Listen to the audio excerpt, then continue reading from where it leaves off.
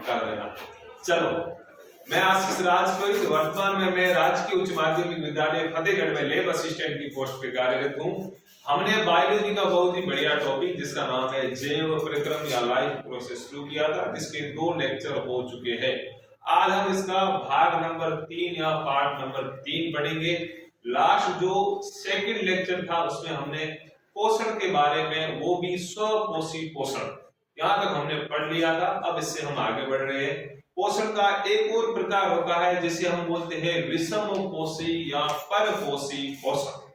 जाने इसके बारे में सबसे पहले अपन समझते हैं कि विषम पोषी पोषण क्या होता है। मैंने आपको स्वपोषी पोषण का बताया था कि ऐसे जीव जो खुद का भोजन खुद बनाए, और इसके मोटे मोटे से मैंने आपको 2 एग्जांपल लिखाए थे, एक पेड़ पौधे और दूसरा जीवाणु। क्या जीवाणु? कुछ ऐसे बैक्टीरिया होते हैं, कुछ ऐसे जीवाणु होते हैं जो अपना भोजन स्वयं बनाते हैं, इसलिए उन्हें हम बोलते हैं स्वपोषी जीवाणु, और इस विधि को बोलते हैं स्वपोषी पोषण। आज हम थोड़ा सा जानते हैं विषम पोषी पोषण के बारे में। मोटा मोटा सा यदि आपको पूछा जाए विषम पोषी पोषण क्या होता है, तब आपको बताना है कि इस पृथ्वी पर अधिकांश ऐसे जीव हैं जो समय का भोजन समय नहीं बना सकते, अपितु वह अपने भोजन के लिए दूसरे जीवों पर निर्भर रहते हैं। इन्हें हम बोलते हैं विषम पोषी जीव, और इस क्रिया विधि को बोलते हैं विषम पोषी पोषण। मोटा मोटा सा विषम पोषी का मतलब है जो खुद का भोजन खुद न बना सके। हम कौन से जीव है, स्वपोषी या विषम पोषी? विषम पोषी। अब आप में से पूजा सोचेगी, पूजा क्या नाम देना, पूजा सोचेगी ना सर खाना मैं तो खुद का खुद ही बनाती हूँ, इसलिए मेरा तो स्वपोषी पोषण होना चाहिए। बनाना वो अलग है। मतलब स्वपोषी में हम पादपों को स्वपोषी क्यों बोलते हैं? क्योंकि वो खुद का भोजन खुद बनाते हैं, और हम हमारे भोजन के लिए किनके ऊपर निर्भर है? पेड़ पौधे के ऊपर। भले प्रत्यक्ष रूप हो भले अप्रत्यक्ष रूप। प्रत्यक्ष का मतलब मैंने सीधा कोई गाजर मूली ली उसको खाया, इसका मतलब मैंने भोजन डायरेक्ट पौधे से प्राप्त किया। कोई यदि मांसाहारी जीव है या मांसाहारी कोई मनुष्य है, तो यदि उस पौधे को किसी कोई भी हिरण मानो जो भी मनुष्य ने खाया, यदि उसको कोई मनुष्य खाता है तो उसका हो जाएगा इनडायरेक्टली पोषण। लेकिन प्रकार क्या होगा? विषम पोषी। कैसा? विषम पोषी में आप लिख लेना, मैं बोल देता हूं। वैसे विषम पोषी पोषण में आप क्या लिखोगे कि इस पृथ्वी पर अधिकांश जीव ऐसे होते हैं जो समय का भोजन समय बना नहीं सकते, और समय के भोजन के लिए वो दूसरे जीवों पर निर्भर रहते हैं। मोटा मोटा से आपको ध्यान रखना है। अब हम आगे बढ़े तो इसमें बेसिकली चीज हम पढ़ेंगे मनुष्य में पोषण। किसमें? मनुष्य में पोषण। मनुष्य के भी पोषण में हम पढ़ेंगे मनुष्य का पाचन तंत्र, यानी ह्यूमन का जो डाइजेस्टिव सिस्टम है उसके बारे में हम पढ़ेंगे कि हमने बाहर से जो भोजन लिया है वो कैसे पचेगा, किस किस प्रकार पचेगा, और कौन सी क्रिया विधियां चलेगी, उसके बारे में हम विस्तार पूर्वक पढ़ेंगे। पहले डायग्राम में थोड़ा बहुत इसे समझ लेते। देख रहे हो आप डायग्राम? यह डायग्राम मनुष्य के पाचन तंत्र का है। वैसे मैंने पाचन की परिभाषा आपको लिखाई थी, बेसिक फंडे वाली परिभाषा यही थी, या बेसिक कॉन्सेप्ट जो चीज देखें तो पाचन का मतलब होता है भोजन का जल अपघटन, यानी हम भोजन को तोड़ रहे हैं, लेकिन किसकी सहायता से? जल की सहायता से। यहाँ इसकी दूसरी मैंने परिभाषा लिखवाई थी, जटिल भोज्य पदार्थों का अवशोषण योग्य सरल भोज्य पदार्थों में बदलना क्या कहलाता है? पाचन। क्या कहलाता है? पाचन। चलो, मैंने बोला अवशोषण योग्य, जो हमने खाया कार्बोहाइड्रेट प्रोटीन ये वसा, ये अवशोषित होके कहाँ जाते हैं? जाते कहाँ है? हमारे रक्त में। पहले भी मैंने 3-4 बार बोला, जो हम खाते हैं लास्ट, पहले आप दवाइयां लो, पहले आप भोजन लो, बाहर से पानी लो, सब चीजें अंत में जाती कहाँ है? हमारे रक्त के अंदर। फिर यदि ऑक्सीजन आती है तो उस भोजन को वो जलाती है, उसका ऑक्सीजन करती है, जिससे हमें मिलती है ऊर्जा, और जलाने या ऑक्सीजन को हम क्या बोलते हैं? श्वसन। अब देखो इस डायग्राम समझते हैं। यहाँ पे डायग्राम दिख रहा है आपको? ऐसे बढ़िया। ये किसने बनाया है? मैंने बनाया, क्योंकि मैं समझा रहा हूँ, नहीं बनाऊंगा कोई और बनाएगा? चलो, जिसने भी बनाया बहुत बढ़िया बनाया। बनाया वैसे किसने? अरे मैंने ही बनाया। चलो, वैसे ये विष्णा राम और साहिब ने दोनों इसने सम्मिलित रूप से बनाया है, साहिल ने इसका बाहरी ढांचा बनाया है और आंतरिक अंग है वो किसने बनाए हैं? कृष्णा ने। चलो ये भी खुश हो गए, कम से कम हमारा नाम दे दिया, आया ना। चलो सिंपली बात है, नासिका छिद्र छोड़ो, इसका हमारे जो पाचन से कुछ संबंध है। यहाँ से देखो, ये मुख, ये दो होठों से जो गिरिबद्ध आकृति होती है उसे क्या बोलते हैं? मुख। मुख के अंदर वैसे अपन प्रवेश करते एक गुहा के समान, एक कैविटी के समान हमें आकृति दिखाई देती है, जिसे हम बोलते हैं मुख गुहा। क्या बोलते हैं? मुख गुहा। पहले मुख, मुख के बाद मुख गुहा, फिर आएगी एक नली के समान आकृति जिसे बोलते हैं ग्रसनी। क्या बोलते हैं? ग्रसनी। ग्रसनी मनुष्य में भोजन और श्वसन का दोनों का एक कॉमन रास्ता है। भोजन भी यहीं से जाएगा और हमारा श्वास या वास से ऑक्सीजन लेते हैं वो यहीं से जाएगी। इसका मतलब मुख, मुख गुहा में मुख गुहा, ग्रसनी, ग्रसनी की बात आती है ग्रसिका या ईसोफेगस। ग्रसिका में एक बढ़िया क्रियाविधि चलती है जिसे हम बोलते हैं क्रमानुकुंचन। क्रमानुकुंचन का मतलब वाइब्रेट होना। क्रमानुकुंचन का मतलब होता है वाइब्रेट या कंपन होना, जिसके कारण हमारा भोजन हमारे आमाशय के अंदर चला जाता है। सिंपली पहले डायग्राम, फिर मैं विस्तार पूर्वक बताऊंगा। मुख, मुख के बाद मुख गुहा, फिर ग्रसनी, फिर ग्रसिका, फिर आ जाता है हमारा आमाशय। आमाशय को हम मोटा मोटा सा बोलते हैं हमारा पेट। पेट बोलो, आमाशय बोलो, गैस्टर बोलो या स्टोमक बोलो, सब एक ही होता है। आमाशय, आमाशय के बाद हमारी आती है एक छोटी आंत। कौन सी आंत? छोटी आंत। छोटी आंत के कितने भाग होते हैं? 3। कौन कौन से? ग्रहणी, अग्र, क्षुद्रांत और सुदांत, जिसे इंग्लिश में बोलते हैं ड्यूडेनम, डेरियनम और ईडियम। छोटी आंत के बाद एक और आंत का भाग आता है जिसे हम बोलते हैं बड़ी आंत। क्या बोलते हैं? बड़ी आंत। बड़ी आंत के कितने भाग? 3। कौन कौन से? हिंदी में क्या बोलते हैं? पहला अंधनाद, अंधनाद, फिर वृद्धांत, फिर मलाशय, यानी सीकम, कोलोन और रेक्टम, इनके भाग होते हैं। फिर मलाशय गुदा के द्वारा बाहर की ओर खुलता। मोटे मोटे से इसके यहाँ तक आपको ध्यान रखना। देखो पहली चीज मैं यहाँ पे लिख लेता हूँ। मुख, मुख गुहा में मुख गुहा, ग्रसनी, फिर ग्रसिका, फिर आमाशय।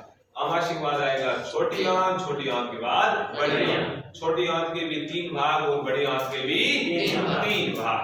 अब देखो यहाँ पे बढ़िया चीज है कि हमारी जो आहार नाल होती है उसका सबसे लंबा भाग कौन सा होता है? छोटी आंत। कौन सा? छोटी आंत। छोटी आंत की लंबाई कितनी होती है? 6 से 7 मीटर। लगभग 6 से 7 मीटर। 6 से 7 मीटर। और बड़ी आंत की लंबाई इसकी तुलना में बहुत ही कम होती है। फिर भी हम उल्टा क्यों बोल रहे हैं? भाई छोटी आंत की लंबाई ज्यादा है और बड़ी आंत की लंबाई कम है, तो उल्टा होना चाहिए। भाई छोटी आंत को बड़ी आंत बोलना चाहिए और बड़ी आंत को छोटी आंत बोलना चाहिए, लेकिन हम ऐसा नहीं बोलते। क्यों नहीं बोलते? व्यास। Very good. जो डायामीटर या व्यास होता है वो छोटी आंत का बड़ी आंत की तुलना में छोटा होता है। लंबाई नहीं देखते यहाँ पर, सिंपली बात है। देखो मैं कह रहा हूं मेरे पास 2 नलिकाएं हैं, एक ये है, दिख रहा है, एक मेरे पास ये नलिका है। मैं इसको बोलता हूं छोटी आंत, इसको बोलता हूं बड़ी आंत। नली के समान होती है, इसको बोल रहा हूं छोटी आंत। इसको छोटी आंत इसलिए नहीं बोल रहा हूं कि इसकी लंबाई अधिक है या कम है, इसको इसलिए बोल रहा हूं कि इसका व्यास जो है, ये देखो सही, ये वाला व्यास, ये इसकी तुलना में छोटा है या कम है। बड़ी आंत को बड़ी आंत इसलिए बोल रहा हूं कि इसका व्यास छोटी आंत की तुलना में बड़ा है या अधिक है। ठीक है, छोटी आंत को छोटी क्यों बोलते हैं और बड़ी को बड़ी क्यों बोलते हैं? यदि लंबाई के अनुसार देखते हैं तो हम वर्तमान में जैसे छोटी आंत बोल रहे हैं, तो लंबाई के अनुसार उसे हम क्या बोलते हैं? बड़ी आंत। लेकिन ऐसा नहीं है।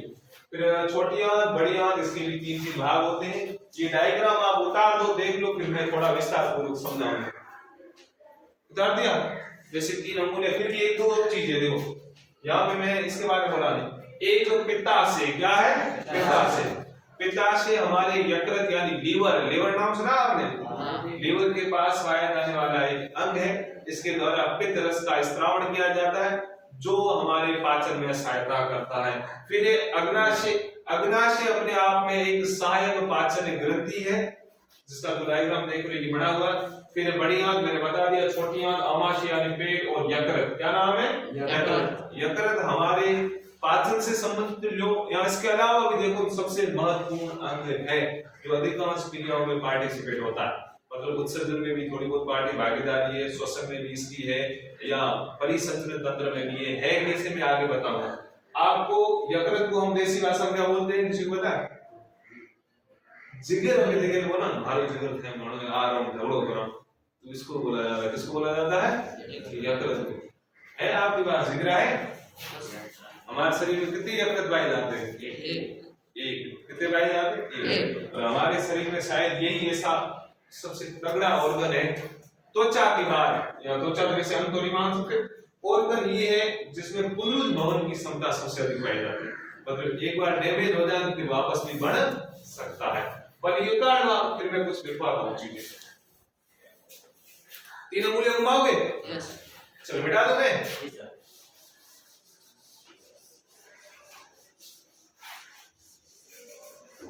वैसे पाचन की परिभाषा क्या है? इसका नाम सुना? जटिल भौतिक पदार्थों को सरल पूजा तू सुना। सर मैं भूल गई या पाकर गई? लक्ष्मी सर नोट्स बना रहे हैं, याद कर रहे हैं, और शोषण है जो कि सरल नहीं। चलो वेरी गुड, अब याद हो गया। लक्ष्मी जटिल भौतिक पदार्थ को सरल, चलो जटिल भौतिक पदार्थों को अवशोषण संयोगी सरल पदार्थों में बदलना क्या कहलाता है? पाचन। चलो मनुष्य में पोषण सबसे पहले आप लिख लो आहार नाल। सिंपली बात है, जो पाचन तंत्र पूरा सिस्टम होता है जिसे हम सम्मिलित रूप से क्या बोलते हैं? आहार नाल या एलिमेंट्री कैनाल। क्या बोलते हैं? आहार नाल या एलिमेंट्री कैनाल। कैनाल का मतलब एक पाइप के समान, ठीक है, नाल के समान। आहार नाल के भाग कौन से होते हैं? सबसे पहले सीक्वेंस से आप लिख लो। सबसे पहले मुख, क्या? मुख के बाद मुख गुहा। मुख गुहा के अंदर क्या होता है पता है आपको? मुख गुहा के अंदर दांत होते हैं ना, दांत, और एक पाई जाती है जीभ या जिह्वा लिख लो। जिह्वा या जीभ आया ना। मुख, मुख के बाद मुख गुहा, मुख गुहा के बाद ग्रसनी। क्या? ग्रसनी। ग्रसनी ये मनुष्य के भोजन और श्वसन का एक कॉमन पाथवे है। तो यहाँ लिख लो कॉमन। कॉमन को क्या बोलते हैं? सम्मिलित। चल इंग्लिश में कॉमन रास्ता। किसका कॉमन रास्ता?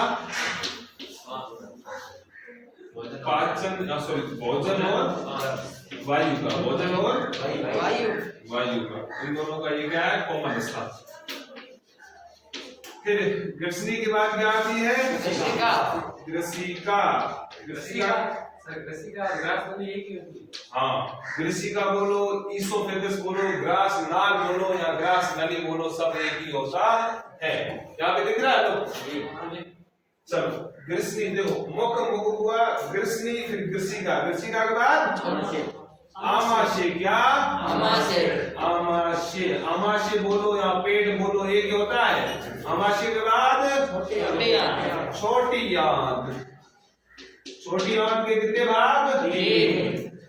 कितने भाग? 3। इंग्लिश में याद करोगे? हिंदी में? इंग्लिश। वेरी गुड, शाबाश, आप अंग्रेजी पढ़ गए। इंग्लिश में क्या बोलते हैं इसे? एक को ड्यूडेनम, जेजेनम और इलियम। चलो मैं इंग्लिश से उसको हिंदी में लिखा हूं, ठीक है? ड्यूडेनम। ड्यूडेनम। ड्यूडेनम के बाद जेजेनम। बढ़िया नाम अंग्रेजी नहीं, इसे हिंदी क्या बोलते हैं? अग्रछुद्रांश। स्पष्ट ऐसा ड्यूडेनम के बाद जेजेनम। जेजेनम के बाद तीसरा कौन सा है? इलियम। ये लिख दिया मैंने, इलियम। चलो अब छोटी आंत के बाद एक भाग आता है जिसे क्या बोलते हैं? बड़ी आंत। बड़ी आंत और छोटी आंत में लंबी कौन सी है?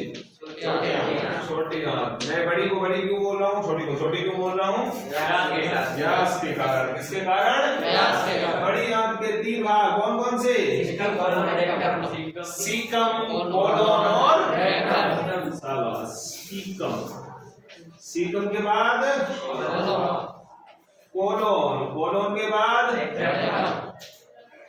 कोलोन के बाद रेक्टम। चलो रेक्टम, और इसके बाद ये भाग बड़ी आंत का लास्ट वाला भाग खुद आता है गुदा में, यानी एनस। ये मोटा मोटा सा हमारे यहाँ नाल होती है, क्योंकि मुख से लेकर गुदा तक। अब देखो आपस में रिपीट कर रहे तो आपको लिखना कैसे? सबको कंटिन्यू ऐसे लिखना, या ऐसे लिख लो या ऐसे लिख लो, ऐसे नहीं बनाना है। ऐसे कैसे देखो, सबसे पहले आप कॉपी में लिखोगे मुख, मुख हुआ ग्रिसनी, ये भी थोड़ा गलत हो जाएगा, ऐसे लिखना ऊपर से नीचे। सबसे पहले लिखना आड़ा, फिर लिखना मुख, मुख हुआ, फिर ग्रिसनी, ग्रिसिका। मैंने जैसे ही मुख हुआ लिखा है उसमें साइड में 2 तीर निकाल देना, एक के आगे नाव और दूसरे आगे जीवा। फिर ऐसे करके ग्रिसिका, आमा से छोटी आंत, फिर छोटी आंत के साइड में 3 भाग निकाल देना, फिर बड़ी आंत, फिर गुदा तक। ये कंटिन्यू से बनाना, ठीक है। ये है हमारी आहना, जो मुख से लेकर गुदा तक फैली हुई होती। ये आप लिख लो, फिर बाद में मैं आपको थोड़ी बहुत क्रियाविधि बताऊंगा कि भोजन का पाचन कैसे होता है। रटा मारना है, ठीक है। मुख, मुख हुआ, फिर ग्रिसिका, फिर चल 2 बार आप रटा मारना, मेरे साथ साथ बोलना, मुंह सबका चलना चाहिए, भले यहाँ पे देख के आप बोल सको, ठीक है। मुख बोल देना, मुख,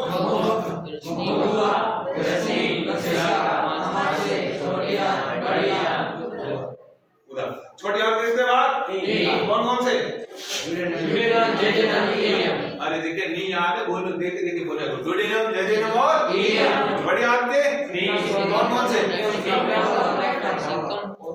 देखो मास्क सबके पहने हुए, मुझे मेरी बड़ा है मास्क, ठीक है, लेकिन मैं आपसे दूरी बना के बैठा हूँ, इस कारण उतार दिया। वैसे सबके मास्क लगाए हुए, इस कारण किसी का मुझे मुंह का पता नहीं चल रहा है, कौन बोल रहा है कौन नहीं बोल रहा, तो सबको बोलना। चलो बढ़िया, याद बैठ गए। अब तो मैं आपको पाचन की क्रियाविधि बताऊंगा। पटे क्रियाविधि कि भोजन पचता कैसे है, बेटा दूं? चलो, मनुष्य में पोषण में सबसे पहले क्रिया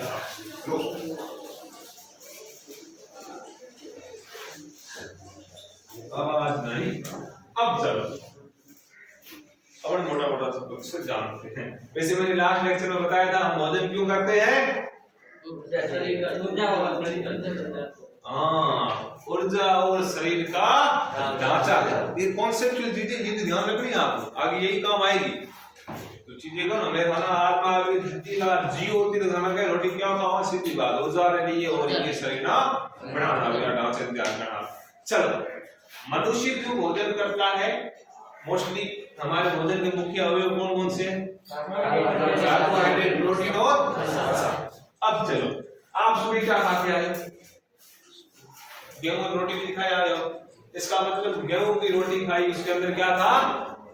कार्बोहाइड्रेट। क्या था? कार्बोहाइड्रेट। यदि मैं कह रहा हूं आप प्रोटीन खा के आए हो, इसका मतलब क्या क्या खा के आए हो? दाल और हरी सब्जियां, इसके अलावा मांस, मच्छी, अंडे ठंडे जो भी खाया आपने। अब मैं कह रहा हूं आप वसा खा के आए हो, उसका मतलब क्या खाया? तेली पदार्थ। कौन से? तेली पदार्थ। पकोड़ा पिज्जा को मैं हम ये घड़ा बने जाना बने तुझे मारे भी ले ना सबको और बनावे। मैं किसी को बोलता हूं कि तुम 4 दिन आया नहीं, क्यों नहीं आया? सर हम शादी में गए थे, तो मिठाई तो सर शादी कैंसिल हो गई। तो ऐसा नहीं होना चाहिए, ठीक है। चलो अपन समझते हैं। आपने सुबह रोटी खाई, उसके अंदर क्या था? कार्बोहाइड्रेट है ना। कार्बोहाइड्रेट में सबसे छोटा रूप है वो ग्लूकोज, C6H12O6। आपने सुबह सुबह खाया कार्बोहाइड्रेट, तो ऐसा है तो मेरी तरफ उपवास रखता हूँ। मैं उपवास क्यों रखता हूँ पता है? रोटी मिलती नहीं, कौन बड़ा है? वो है कौन? कार्बोहाइड्रेट है। रोटी को आपने मुख के बाद ये रोटी कहाँ गई? मुख गुहा में। अब इस रोटी की आ गई मोद, है ना। अब दांतों ने सबसे पहले इसके ऊपर अटैक किया। दांत कितने होते हैं अपने मुंह में? कितने? कितने प्रकार? कौन कौन से? कृतक, रत्नक, अग्रचरणक और इंसिजर, कैनाइन, प्रीमोलर और एक मैंने फॉर्मूला भी बताया था, वैसे 10वीं में था, ये भी ध्यान रखना है।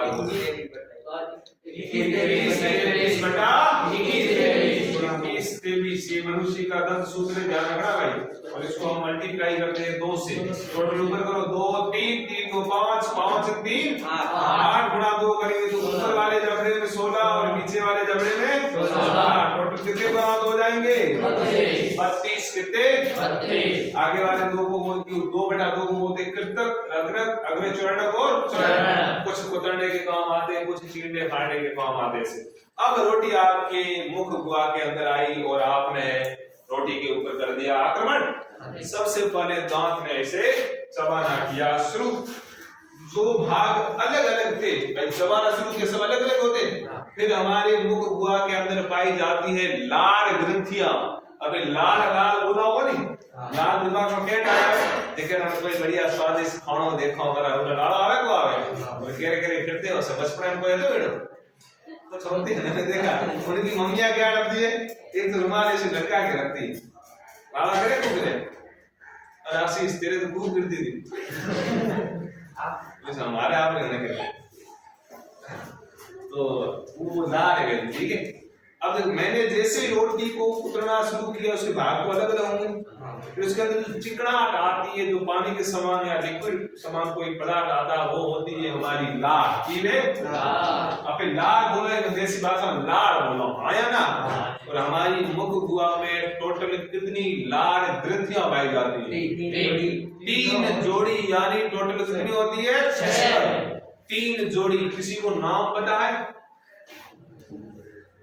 कर्ण, पूर्व, अधोजया, अधोजंपर, मतलब पेरोटिड, सब मैक्सिलरी, सब मैंडिबल नाम सुने होंगे।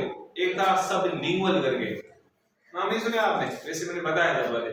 तो ये 3 जोड़ी जो लार ग्रंथियां होती है, लार का इस्तेमाल करती है हमारे मुख गुहा के अंदर। क्यों करती है? क्योंकि जो भोजन दांतों के द्वारा काटा गया है उसको पूरा मिक्स तो करे। मूंगियो लियो तो सीमेंट राखी कम पौने महीने होती तो मतलब कहीं को नहीं, तो लाल ग्रंथियों ने इसके अंदर डाल दी लाल, ये पूरा घुल गया, मिक्स हो गया। मुख में जो भोजन होता है इसे हम बोलते हैं बोलस। क्या बोलते?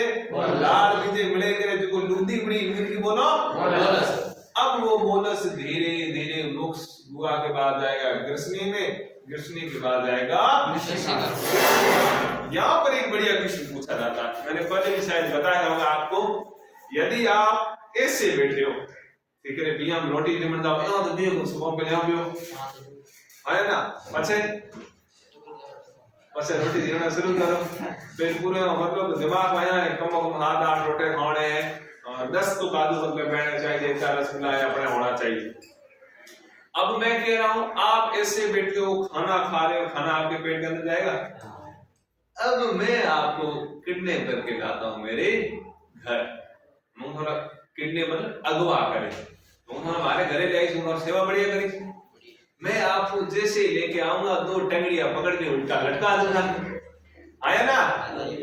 अब मैं लटकाऊंगा, अब मैं सीधे बोलूंगा ये टेबल रखी हुई, ये तेरा भोजन है, तू भोजन कर। भूख मरे दाल रोटी खाए कौकल करे। अब आपने उस रोटी को उठाया, निवाला, मुंह के अंदर दिया, क्या वो अब आपके पेट के अंदर जाएगा? कौन कुड़ू बोले को जाएगा। आज ऐसा करना, घर जाके एक दीवार के सारे टंगड़ियां कर देना ऊपर, मुंह कर देना नीचे, फिर एक रोटी लेना, फिर उसको चबाना, उसको निकलने की कोशिश करना। वो तेरे पेट के अंदर जाएगी या नहीं जाएगी? जाएगी नहीं जाएगी? अरे जाती है भाई, तो बीचों नहीं तो तुम मैं तो देखो तो गर्मियों के दिनों में पीलू घोड़ गया उसे कभी कोई लकड़ी वे या कोई डाली वे पे यहां मुंडे टांगा पे करे लटको को लटको उसे ईटा खाद दान एक पीलू ने हो जो जात हो। अरे जावे को जावे ये तो फिर सौंपिया भोजन जाता है। तो नीड या एम जैसे एग्जाम में पूछा जाता है कि हमारा भोजन यदि हम सीधे बैठे तो भी हमारे पेट के अंदर जा रहा और लटक रहे दिल भी जा रहा है, क्यों जा रहा है? क्योंकि हमारी आरनाल के खास करके ग्रसिका आमाशय जैसे भागों में एक गति पाई जाती है जिसे बोलते हैं परमाणुकुंचन। वाइब्रेट हो रहा है, मैं कह रहा हूं यहाँ पे कोई चीज रखी हुई नीचे छेद तो वाइब्रेट हो रहा है, ये चीज नीचे आएगी, इसका मतलब वाइब्रेशन के समान या कंपन के समान कुछ गतियां होती है हमारी आरनाल के अंदर, वो भी कुछ स्पेशल भागों में, जिसके कारण हमारा भोजन एक जगह से दूसरी जगह पर चला जाता है। इसका मतलब आप उल्टा लटकोगे तो भी भोजन जाएगा आपके पेट के अंदर, यानी आपके आमाशय के अंदर। तो सिंपली बात है, जैसे आपने भोजन किया फिर चबाया किया, बोलस बना, बोलस को आपने मुख गुहा से किसमें भेजा? ग्रसनी। ग्रसनी के बाद किसमें आया? ग्रसिका। ग्रसिका हुआ कर्मानुकुंचन, ये भोजन आ गया आपके आमाशय में। क्या? आमाशय में। आमाशय बोला या पेट बोला, अपनो घणो गुणो, अपनो घणो गुणो भोजन ये जगह है, कई जगह हमें ये जगह की है जो कोई भोजन आया पूरा करे बिलोण, ठीक है? बिलोण मतलब आया ना, हमें तो बार पे गुड़ के लोग क्या करते हैं, हमें तो मशीन आए आज तो लगी घणे घणे हवा आए काम करेगा घना, मैंने तो भाग्य एड आया दिखे घरे कहीं होए ही नहीं। पता पहले रिश्ता करते थे तो सबसे पहले दो तीन चीजें देखते थे, लड़का कैसा भी हो सुल्तान, भले पढ़ा लिखा पढ़े लिखे होते नहीं थे लोग, सबसे पहले देखते थे कि इसके जमीन कितनी है, इसका खेत कितना, और सेकंड नंबर देखते थे उसके घर में पशु कितने, गाय घोड़े ऊंट दूसरे, ये देखते आया ना। हमें कि कभी गांव जाया थे क्या गुड़िया बढ़ते जाओ, गुड़िया सभा पे ले दूसरे हूं जाओ ना गांव पके लागा बा हां हो रहे हैं छोकरिया कदे आए आओ काले आए केट ड्यूटी बीजी ड्यूटी तो कते गडे केड़ा हिमाचल बीजा बढ़िया तो बस बोले और धान केड़ो खेत को हम का 25-30 बोरे हुए या 40-50 बोरे हुए, इसका मतलब उनके दिमाग में पूछ क्यों रहे? क्योंकि उनके जमाने में जिसके घर में खेती ज्यादा होती थी या बारिश के दिनों में, क्योंकि तो थे नहीं, जिसके धान ज्यादा होता था वो 12 महीने के लिए उस गांव का सबसे अमीर व्यक्ति बन जाता था।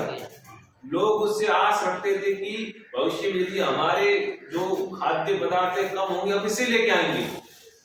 तीसरे नंबर अपन की उनसे बूटिया ने पूछे तो ऋणों की है कितने गाय बाढ़ पूछे को पूछे, मतलब खेत और पशुओं की तुलना या जो को दिखता है उम्र तुलना में अमीरी बहुत हो, लेकिन हमें ना दिखे कोई घणो हो तो देख रहा बुआड़ी बढ़िया है यार खेत घणो है पशु भी घणे तो टाबर जा वाड़ो फोर रे मतलब भाई पे तो धनिया नहीं बाहर जानो पड़तो बने घर घरे बैठा गाय ओसे बीजे ओसे दूध दही घणे खाना मिलसे दिखे खेत लंबा छोड़ा तो रोटी टाइम बाद मिलसे।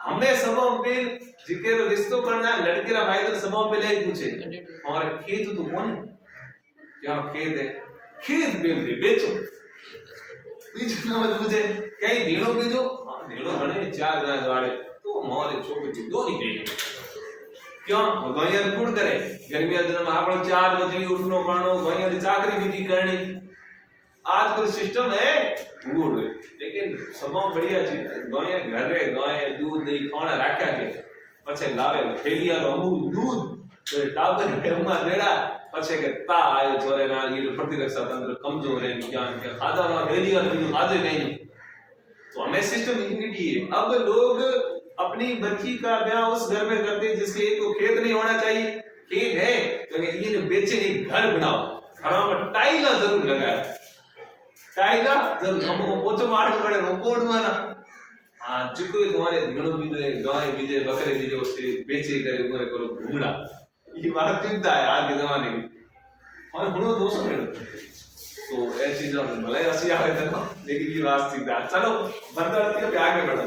अब जैसे ही आमाशय के अंदर भोजन आया मुंह का बिलोण हो से इसका मंथन होता है और पाचन की क्रिया विधि महत्वपूर्ण रूप से यही से शुरू होती है आमाशय का, लेकिन हमारा मुख्य पाचन अंग बोला जाता है छोटी आंत को, इसको छोटी आंत को, क्योंकि वहां पर अग्नाशय से पित्ताशय से दूसरे एंजाइम आते हैं भोजन को गलाने का काम करते हैं, और अवशोषण भी मुख्य रूप से इसमें होता है छोटी आंत में, और अवशोषण जो होता है भोजन का अवशोषण होने के बाद वो कहां चला जाता है हमारे अरे लोई महीना 50 बार तो मैं थाना कह जो कोई अपने खावा पर लाख में दावे गिरे के अंदर।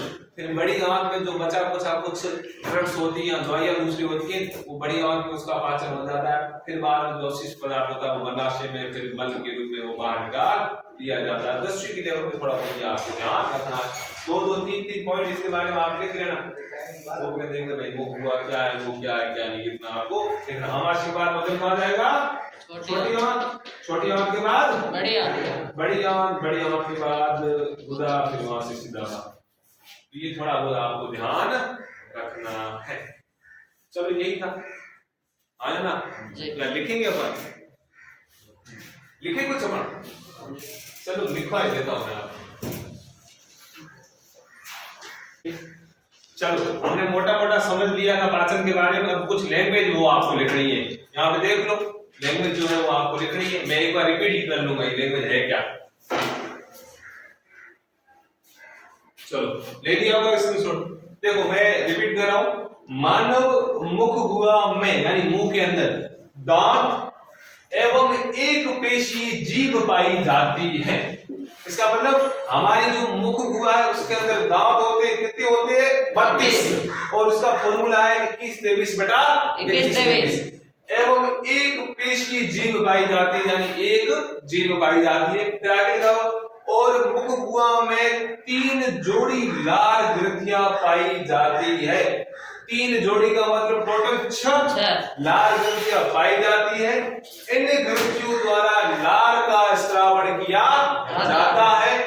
इस लार में एक एंजाइम जिसे लार एमाइलेज या टाइलिन पाया जाता है। मतलब देखो जो लार ग्रंथियां होती है हमारे मुख गुहा में टोटल कितनी होती है? 6 या 3 जोड़ी। इनके द्वारा एक एंजाइम का स्रावन किया जाता है जिसे बोलते हैं लार एमाइलेज या टाइलिन। इसके अलावा एक और एंजाइम होता है जिसे बोलते हैं लाइसोजाइम, जो मैंने नहीं लिखवाया। लाइसोजाइम का काम होता है बैक्टीरिया को मारना। तो ये देखो स्रावन किया जाता है। इस लार में एक एंजाइम पाया जाता है जिसे एमाइलेज, जिसे लार एमाइलेज या टाइलिन कहते हैं। ये एंजाइम कार्बोहाइड्रेट के पाचन में सहायता करता है। हमारे मुख गुहा के अंदर पाया जाने वाला एंजाइम टाइलिन किसके पाचन में सहायता करता है? कार्बोहाइड्रेट, प्रोटीन या वसा। तब आप क्या बोलोगे? कार्बोहाइड्रेट। फिर लिखा हुआ है, फिर मुख गुहा के बाद भोजन मुख गुहा से, यानी मुख गुहा के बाद किसमें जाएगा? ग्रसनी में। ग्रसनी को क्या बोलते हैं? यह वायु तथा भोजन का संयुक्त मार्ग है। फिर वहां से चला जाएगा ग्रसिका के अंदर, या ग्रास नाल बोलो एक ही होता है ग्रसिका। फिर वहां से चला जाता है हमारे आमाशय में। आमाशय में भोजन का मुख्य पाचन होता है। फिर यहाँ से भोजन छोटी आंत में चला जाता है। यहाँ तक लिख लो या स्क्रीनशॉट ले लो, दिख रहा है? चलो मैं मिटा रहा हूं, फिर आगे लिखवा रहा हूं से। फिर यहाँ से भोजन छोटी आंत में चला जाता है। छोटी आंत में क्या होता है उसके बारे में लिखवा रहा हूं। चलो अब लिखो,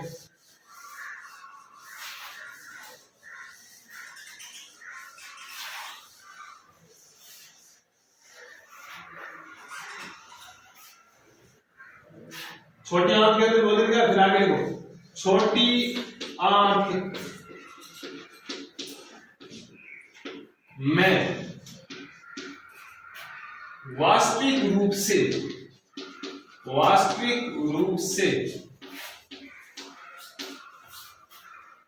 या ऐसे लिखो मुख्य रूप से सबसे सही ढंग से पाचन होता है छोटी आंत में। भले अपना आमाशय देखें, लेकिन आमाशय की तुलना में भी बढ़िया पाचन कहां होता है? छोटी आंत में वास्तविक रूप से या मुख्य रूप से भोजन का पाचन। भोजन कौन सा? कार्बोहाइड्रेट, प्रोटीन और वसा, तीनों का ही हो जाएगा। इसमें आप क्वेश्चन में भोजन लिखो, कार्बोहाइड्रेट, प्रोटीन और वसा। वास्तविक रूप या मुख्य रूप से भोजन का पाचन एवं अवशोषण, क्या? एवं अवशोषण होता है। मतलब पचेगा भी सबसे ज्यादा यहाँ, यानी छोटे छोटे टुकड़ों में भी यही बटेगा, और अवशोषण भी कहाँ होगा? यहाँ। एवं अवशोषण होता है। अब देखो यहाँ पे एक बढ़िया क्वेश्चन पूछा जाता है, छोटी आंत में कितने भाग होते हैं? कितने होते हैं? छोटी आंत के 3 भाग कौन कौन से? Duodenum, duodenum. हिंदी में क्या बोलते हैं ड्यूडेनम को? ग्रहणी में हिंदी में लिखा हुआ पीछे ग्रहणी। ग्रहणी। फिर सेकंड भाग उसका क्या नाम है? जेजेनम। जेजेनम को क्या बोलते हैं? अग्रछुद्रांत्र। जेजेनम इसे बोलते हैं अग्रछुद्रांत्र। अग्रछुद्रांत्र। फिर तीसरा इलियम। इलियम। इलियम को क्या बोलते हैं? क्षुद्रांत्र।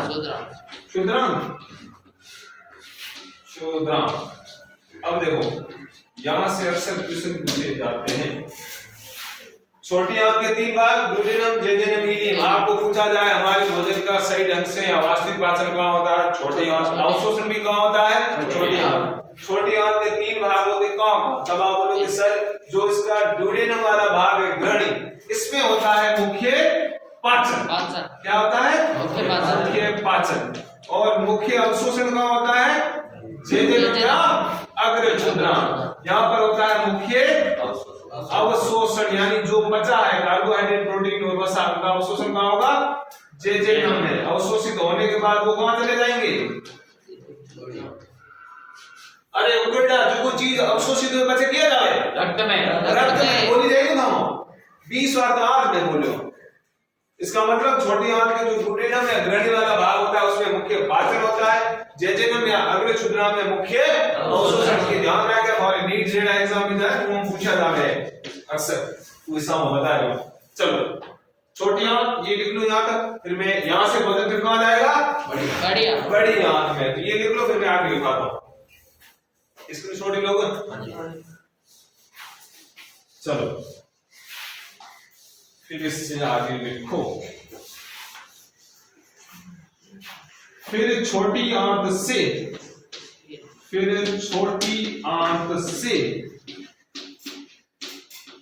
भोजन बड़ी आंत में चला जाता है। भोजन बड़ी आंत में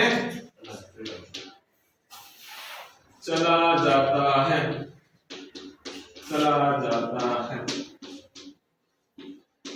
बड़ी आंत में कोई मुख्य भोजन का पाचन नहीं होता।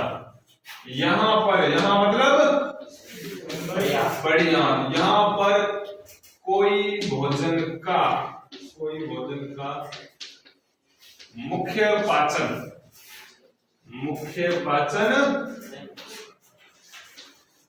नहीं होता। लेकिन किसी को कुछ पता है? यहाँ पे अवशोषण होता है। किसका होता है? लेकिन यहाँ पर दवाई लेकिन यहाँ पर कुछ मात्रा में